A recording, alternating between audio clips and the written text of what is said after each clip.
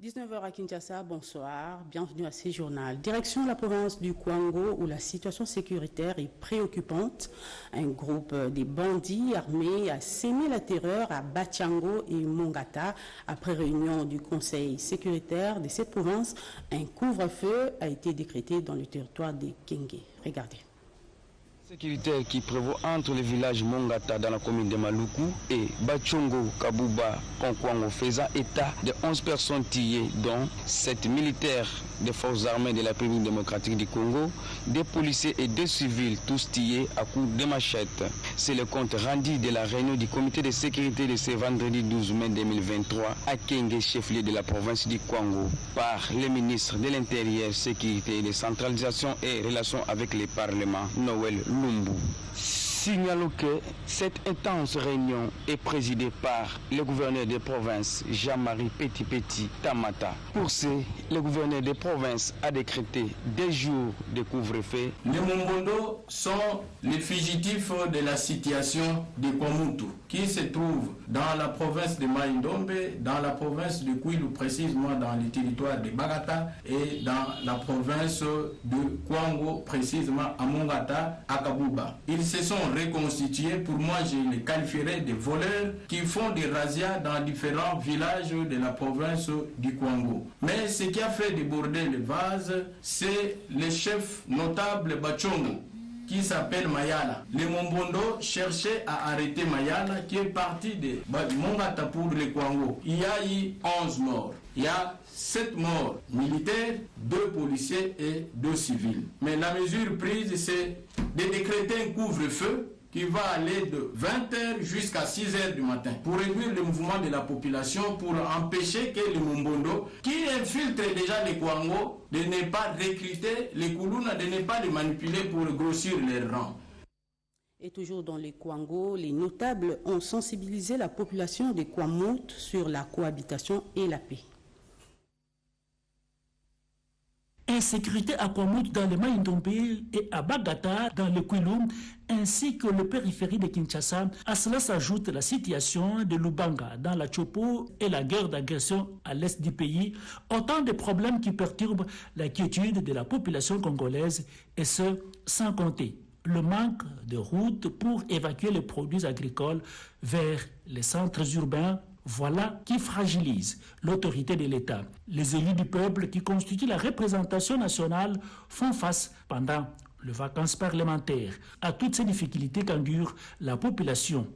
Pour une paix durable et des solutions idoines aux différents problèmes, l'honorable Sylvain Delmambo, élu du territoire de Bagata dans le Kwilu, sensibilise les communautés Tekeyaka qui entretiennent des conflits à cultiver la paix et a exhorté le gouvernement à bien équiper les forces de sécurité de la police nationale congolaise et les forces armées afin d'éradiquer définitivement toute cette désolation. L'État doit répondre et utiliser la puissance publique pour arrêter cette hémorragie.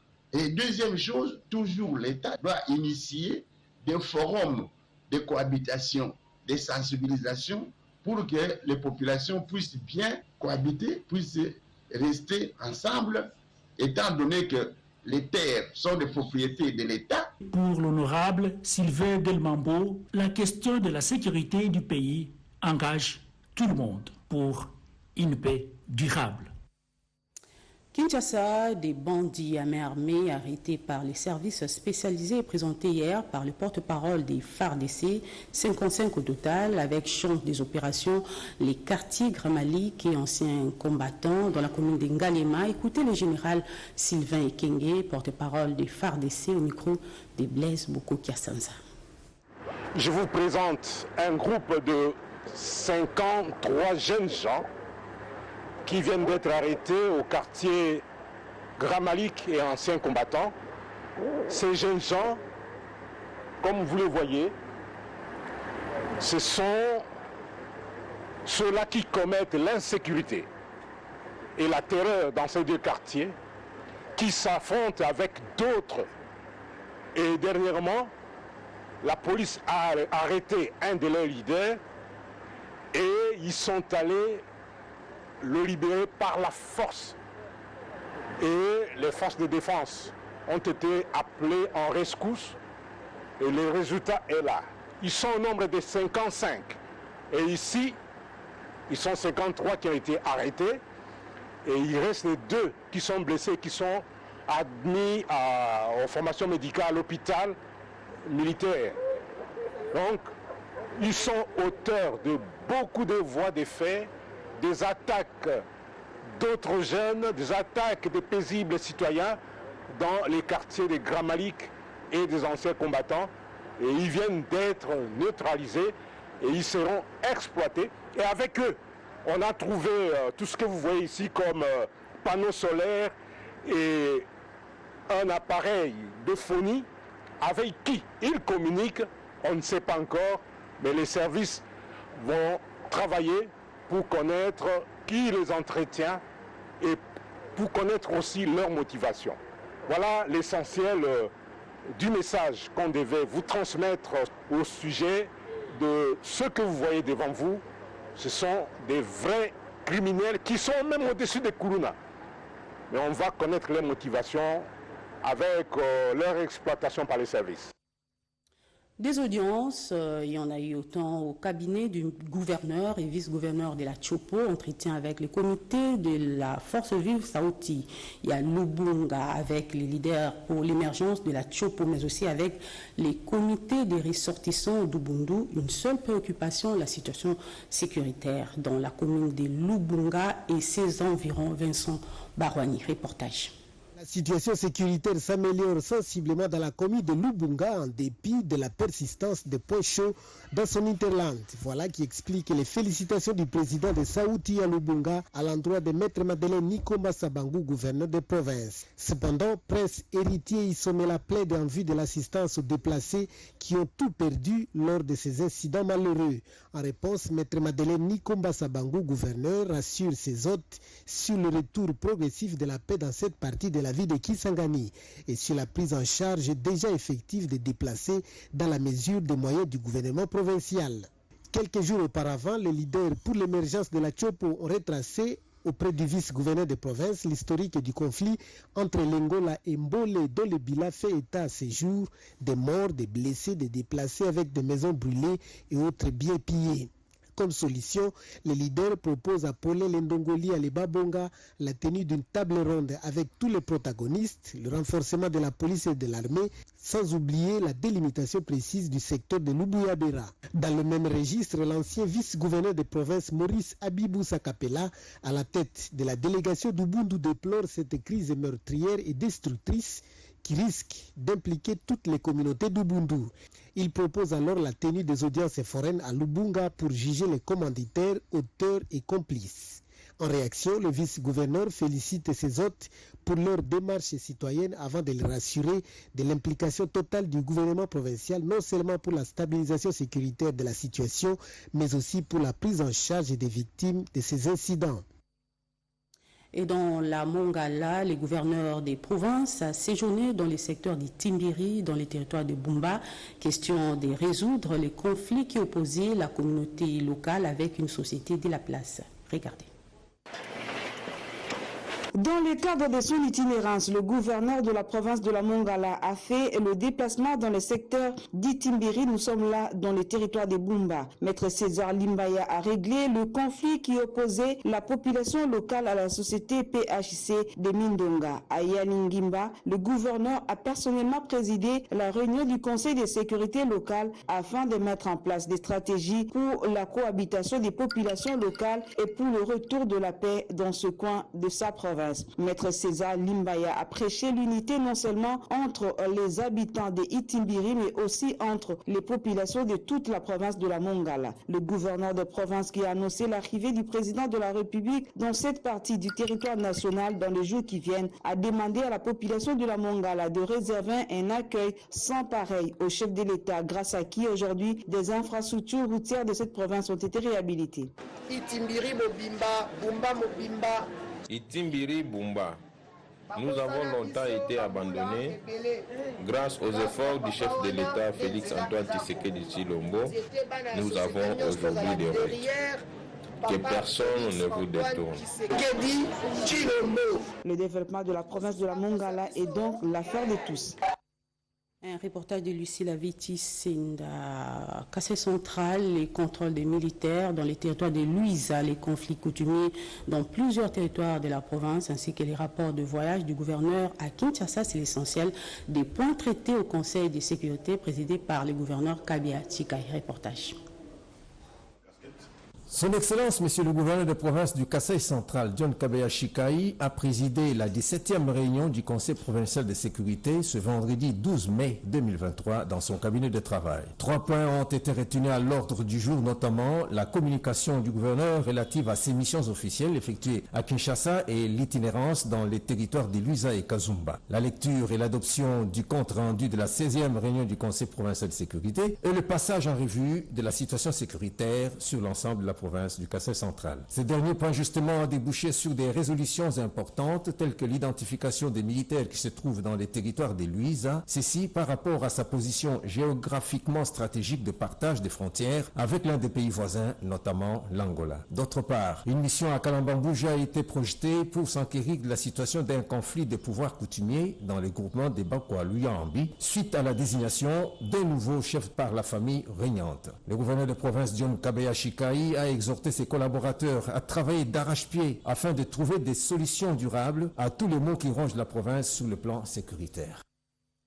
Nicole Bunga, présidente de l'ONG l'ECOBAF et ambassadrice de Bambou, elle séjourne en Mbuji-Mayi. Elle a été reçue par le gouverneur du Kassai oriental, Patrick Mathias Kabea. Les détails dans ces reportages.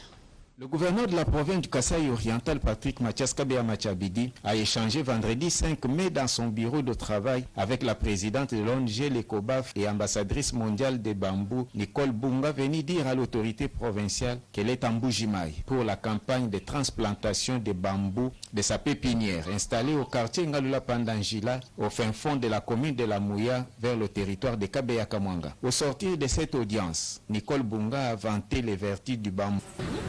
Et on voit de multiples vertus. Donc je ne vois pas pourquoi est-ce que nous, la RDC Pays Solutions, c'est avec ce que nous avons comme atout, nous ne pourrons pas mettre en avant le bambou qui a de multiples vertus en termes d'érosion, en termes de restauration des sols, des terres dégradées, ce que nous avons vu longtemps dans les territoires. Ça régénère la terre, donc ça nourrit la terre pour le planter plus facilement. Et en termes de captation de CO2, il y a énormément de choses à faire avec le bambou. Juste après cette audience, la présidente de l'ONG l'ECOBAF, accompagnée par le ministre provincial de l'Environnement, Jignon Toumba Kabea, a visité sa pépinière de bambou de bout en bout. Au terme de cette tournée d'inspection, le ministre provincial de l'Environnement a félicité l'ONG pour le travail abattu. La présidente de l'ONG l'ECOBAF s'est dit ravie de ce projet qui avance très bien en Mbuji-Mayi, mais qui a besoin de moyens. Ce que cette initiative ces pilotes, produire sur 21 000 plantures, nous avons une capacité de 50 hectares. Nous avons la technicité, nous demandons donc les moyens financiers.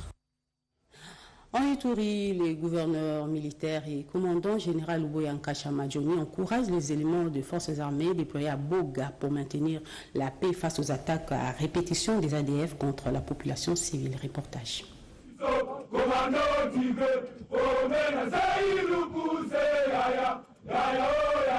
C'est au quartier général du 34-013 bataillon basé à Boga que le gouverneur militaire, le lieutenant général Uboyanka Chamadjoni, a tenu à l'attention des officiers supérieurs et la troupe des unités FARDC et de la PNC qui a mis fin aux attaques des ADF sur la population civile innocente au centre des négoces situé à plus ou moins 120 km au sud du Rounou. Le commandant des opérations militaires en Ituri a félicité ses compagnons d'armes pour le travail abattu et les relations civilo-militaires qui règnent actuellement à Boga après la maîtrise et la stabilisation de la situation sécuritaire. Mes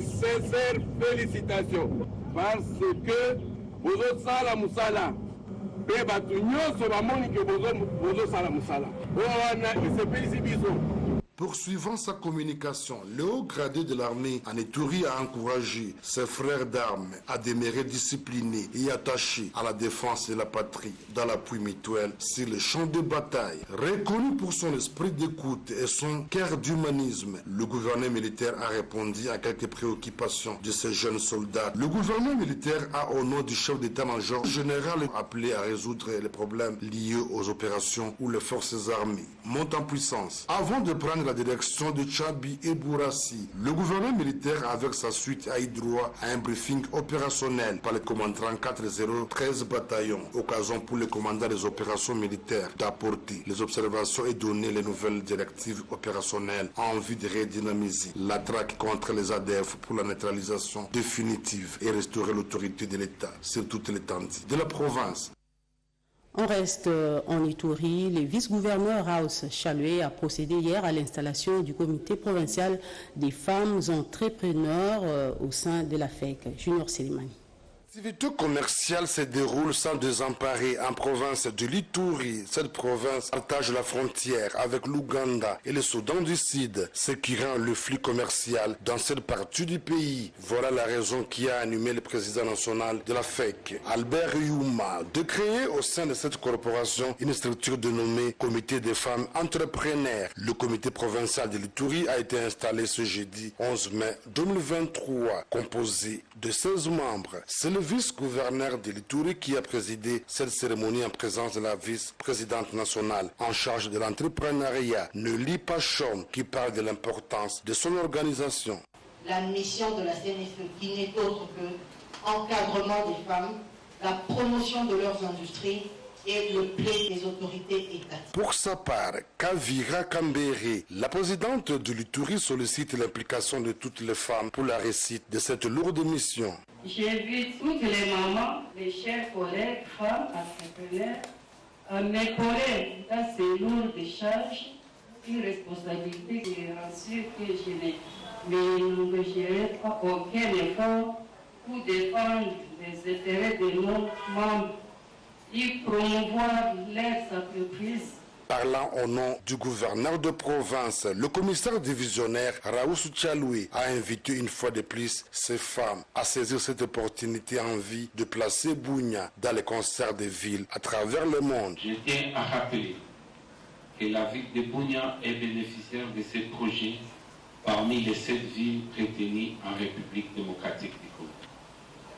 Je vous invite donc à saisir cette opportunité qui vous est offerte en vue de placer la ville de Bunia dans les concerts de villes entrepreneurs en RDC et dans le monde. Bien avant cette cérémonie, la déléguée du président national de la FEC a visité certaines activités exercées par les femmes entrepreneurs de l'Ituri, notamment l'usine de transformation de savon, de jus et autres.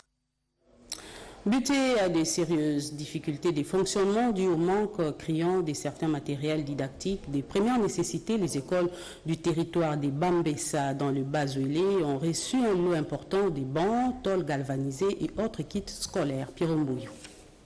L'une des priorités sociales de la feuille de route présidentielle du chef de l'État Félix-Antoine Tshisekedi Tshilombo dans le secteur de l'éducation consiste à offrir à tous les enfants congolais en âge scolaire un accès facile à l'instruction et à la connaissance à travers la cristallisation de la gratuité de l'enseignement de base et ce, sur toute l'étendue du territoire national. Cette réalité socio-éducative multiforme qui se concrétise au Congo profond depuis 2019 se vit de manière mitigée dans la province du Bas-Ouélé en général et dans les territoires des Bambessa en particulier, où certaines écoles, construites en chaume et en bambou, dépourvues de bancs, tableaux noirs, des toitures avec tôles galvanisées, souvent avec des bâtiments vieillissants et obsolètes, sans porte ni fenêtre, et des salles de classe où les murs souffrent d'un manque criant d'une bonne couche de peinture, comprenant des élèves qui étudient dans des conditions inhumaines. D'où cet appel au secours, ces cris de détresse et ces SOS des autorités scolaires du coin lancés auprès de tous. Nous avons essayé de faire des plaidoyers auprès de nos députés. Il n'y a pas un secours de la part du gouvernement. Touché par cette situation catastrophique et dans un élan de solidarité humaine et de l'altruisme philanthropique, l'honorable sénateur Papi Bazego Tebousseli a fait un don en nature au cours d'une sobre et symbolique cérémonie publique de remise des kits scolaires dans la cité de Zobia, à présent de l'administrateur du territoire de Bambessa. Un premier lot de dons vient d'être livré à l'école de l'église de Saint-Ignace pour permettre à ce que les conditions des élèves soient améliorées. Cette série de dons, démarrée par l'école de Bambessa, va s'élargir dans toute la province du Bas-Ouélé. L'Union sacrée, dans sa coordination du Haut-Katanga, se mobilise pour soutenir les actions du chef de l'État, Félix-Antoine Tshisekedi. Des retours à Kinshasa, son coordonnateur, Henri Yamba, a battu les rappels des troupes. La mission officielle effectuée dans la ville-province de Kinshasa, capitale de la RDC, le coordonnateur de l'Union sacrée la Nation, Grand Katanga, Babawa Katanga, Henri Yambambouyou, est rentré à Lubumbashi ce samedi 13 mai 2023. Accueilli comme un roi à l'aéroport international de Luano par des milliers de militants de son parti Alternance pour l'émergence du Congo et plusieurs fondations. Le gardien de l'identité katangaise Yambambouyou a confirmé et réaffirmé son soutien au président républicain Félix-Antoine Tshisekedi Tshilombo et l'Union sacrée la Nation sa vision. Avant la sortie officielle, les gens disaient que l'Union sacrée c'est quelque chose sans tête. Et aujourd'hui on a la charte, aujourd'hui on a la tête. Qu'est-ce qu'il faut encore dire? Bakanga Minoko. Je le soutiens à 100%. Quand vous me voyez, regardez ça, c'est l'original. Ça c'est l'original de l'Union sacrée. Vous pouvez voir même dans les dos, c'est l'original de l'Union sacrée. Ça ce n'est pas piraté. Ça, c'est l'original.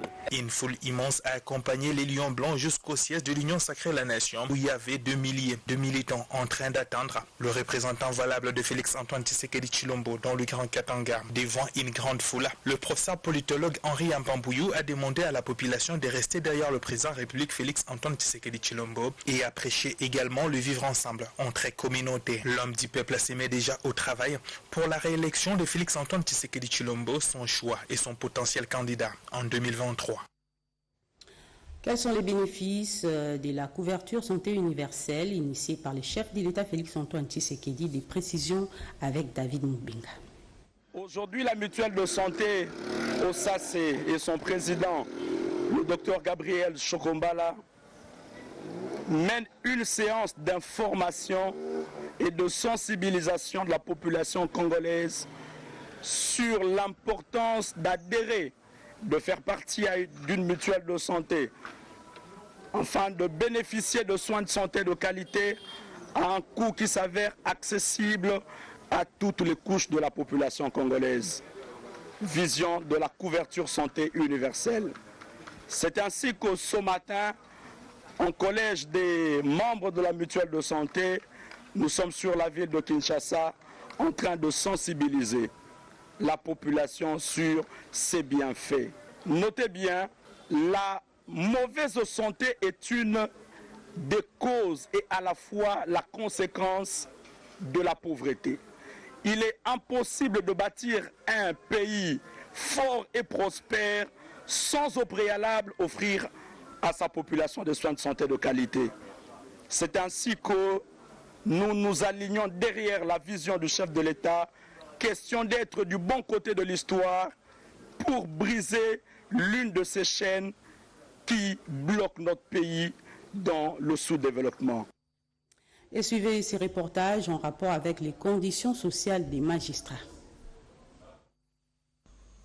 Pour assurer une retraite digne aux magistrats, le gouvernement a mis en place une nouvelle loi promulguée en juillet 2022. Seulement, cette nouvelle disposition légale n'est pas bien comprise par ceux qui doivent en bénéficier, notamment les magistrats.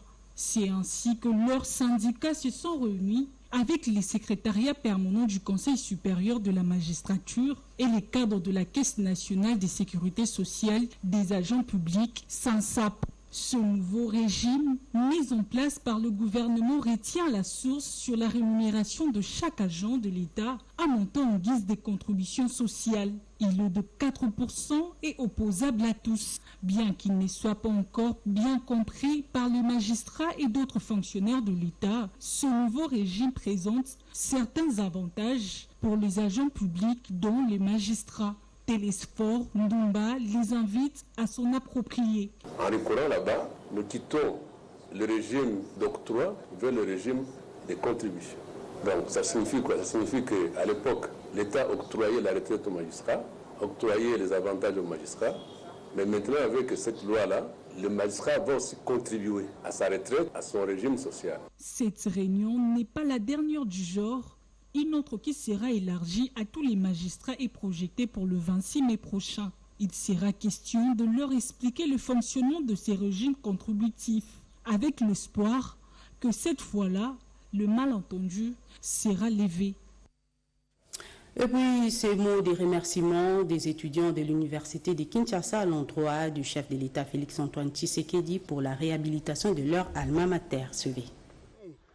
Fruit des entrailles de la fille aînée des universités congolaises, réunie au sein de l'association sans but lucratif, dénommée Fraternité des anciens de l'Université de Kinshasa, FAN UNIKIN en sigle. Venons à travers ces messages manifester notre profonde gratitude à l'endroit du premier Congolais.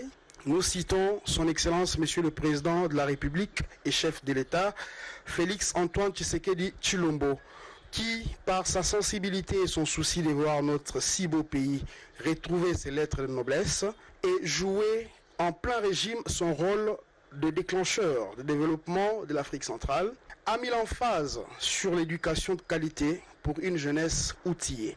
En réhabilitant les résidences estudiantines de plusieurs établissements académiques de notre pays, le président de la République et chef de l'État a réitéré son désir ardent de voir les futurs cadres de notre pays étudier dans les conditions les meilleures en termes d'infrastructures et mégastructures afin de donner les meilleurs d'eux-mêmes et qu'au sortir de leurs universités, qu'ils soient porteurs de solutions idoines et à même d'améliorer les conditions sociales de notre population. Excellence, Monsieur le Président de la République et chef de l'État, à travers ces élogieux accomplissements, nous, alumni de l'Université de Kinshasa, réunis au sein de la FAN UNIKIN Asbel, vous garantissons dès ce jour et pour toujours notre soutien et loyauté indéfectible et promettons de faire de votre réussite à la tête de notre pays notre leitmotiv et notre cheval de bataille. Nous allons nous battre avec dévouement pour que l'ensemble de la population congolaise, qui du reste croupit dans une misère indescriptible, situation vous léguée malheureusement par vos prédécesseurs, et que nonobstant vos efforts inlassables, pour nous sortir de ces marasmes, les chocs se ressentent encore.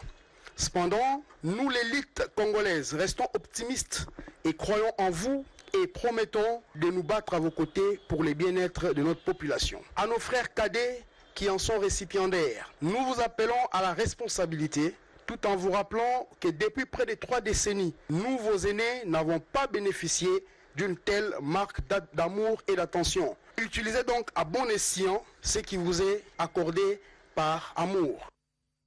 Toujours dans la capitale quinoise, un atelier de formation a été organisé hier par l'école informatique des finances. Objectif, évaluer le système LMD dans cet établissement. Jean-Richard Kouali. Dans le but de trouver les modalités sur l'évaluation du système LMD, un atelier de formation a été organisé le samedi 13 mai 2023 à Kinshasa par l'école informatique des finances. Cette activité stratégique, qui a connu notamment la participation des membres du ministère des Finances, vise également à fournir des outils spécifiques du système LMD. Assistée par les experts de l'enseignement supérieur, l'école informatique des finances a organisé plusieurs séminaires en début d'année, ce qui leur a donné des outils nécessaires pour démarrer l'année académique sous le système LMD, qui est un programme amorcé par l'école des finances depuis l'année académique 2022-2023. Il est nécessaire, n'est que normal, qu'on puisse continuer avec la mise à niveau des enseignants, du corps administratif, justement sur ce système LMD. Et actuellement, nous sommes à la fin du premier semestre. Cela signifie que les enseignants qui ont dispensé des cours sur le système LMD doivent évaluer les étudiants. Et après, il y aura la délibération. Étant sous la gestion de l'école des finances, l'école informatique des finances se charge de former les fonctionnaires de l'État en matière d'informatique, mais reçoit également les diplômés d'État grâce à un concours d'admission qu'elle organise pour ce type d'étudiants. Et puis cet appel des cadres des MRJCO lancé à la jeunesse pour soutenir les forces armées de la République démocratique du Congo, José Baïtombo.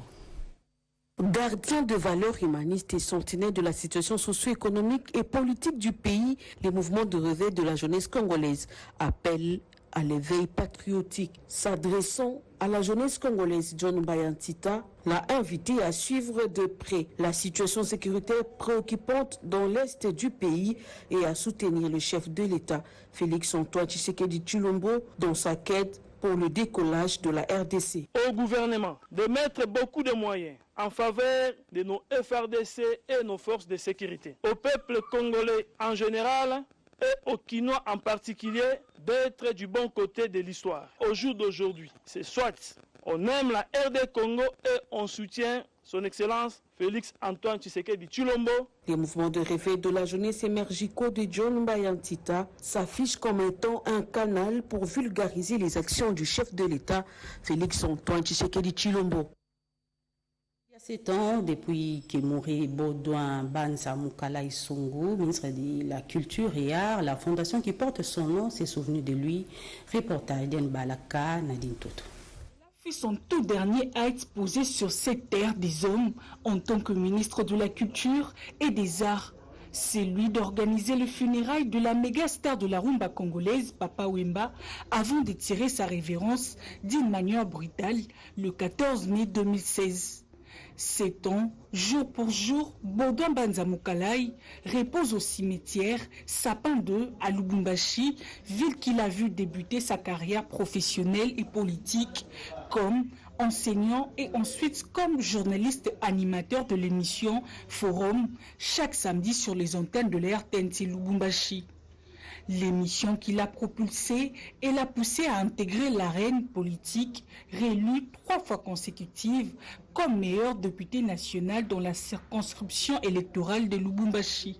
Cet homme d'État a servi son pays avec dévouement, plusieurs fois ministre et fut le tout premier à occuper le portefeuille de relations avec le Parlement. Vice-président du parti présidentiel MPR, initiateur et fondateur de l'UDECO. Nous nous rappelons de lui aujourd'hui. Pour ceux qui ne l'ont pas connu, laissez-moi vous dire que c'était un homme de bon cœur. Il était compatissant, intègre, généreux, fidèle, ami des jeunes, prêt à unir et non à diviser. Il était aussi serviable car il a servi tout le monde sans distinction. Il voulait toujours le bonheur des autres.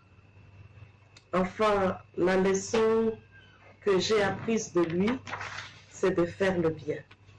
Car il a marqué sa génération par le bien. Homme d'une générosité légendaire, Baudouin Banza Moukalai est né à Mbandaka et décédé à l'âge de 63 ans, laissant derrière lui une veuve, Anastasie Dianda Misenga et plusieurs enfants.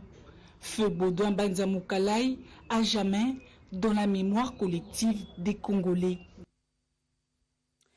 Tout plaisir était pour moi de vous présenter ce journal coordonné par Eurydice Kitoutou. Grand merci à l'équipe technique, à Mustapha Obio et Atassa Eliange. J'ai dédié ce journal à tous les finalistes du secondaire de la République démocratique du Congo. 20h, retrouvez Anita Luamboa pour les grands journaux. Bonsoir.